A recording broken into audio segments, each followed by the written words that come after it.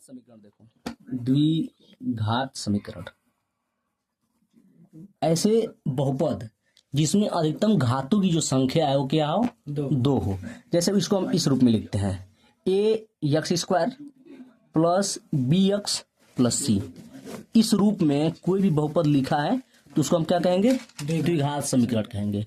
अब इसमें द्विघात समीकरण में होते हैं मूल, क्या होते हैं, मूल। अब मूल यदि वो समीकरण द्विघात समीकरण है उसमें अधिकतम मूलों की संख्या कितनी होगी, दो, और अधिकतम घात की संख्या भी कितनी होगी, दो। इसमें देखो एक्स स्क्वायर लिखा है ना, घात का अधिकतम संख्या कितना है, दो, यानी कि क्या है, द्विघात समीकरण है। इसके मूल कितने होंगे, दो होंगे, जिसको हम शून्यक भी कहते हैं, ठीक है। और उस मूल को हम लिखते कैसे, अल्फा और बीटा से। अब इसमें सवाल आता है कि मूलों का योगफल ज्ञात कीजिए और मूलों का गुणनफल ज्ञात कीजिए, ठीक है।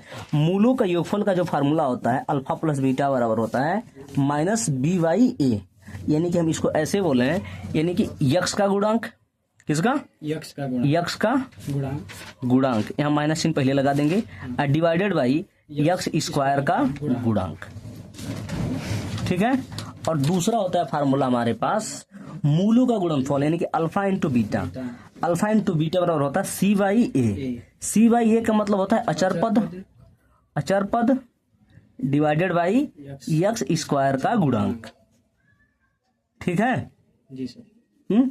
और कभी कभी तुमसे यह भी क्वेश्चन पूछ लेता है कि यह जो द्विघात समीकरण है, मान लो तुमको ऐसे दे दें कि एक ऐसा समीकरण द्विघात समीकरण बनाइए जिसके मूल अल्फा और बीटा दिए हों, ठीक है, और हमको द्विघात समीकरण बनाना हो, तो द्विघात समीकरण का जो बनाने का फार्मूला होता है, द्विघात समीकरण वह होता है x square minus x bracket में मूलों का योगफल प्लस मूलों का गुणनफल।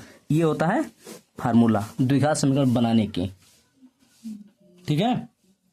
क्लियर हुआ।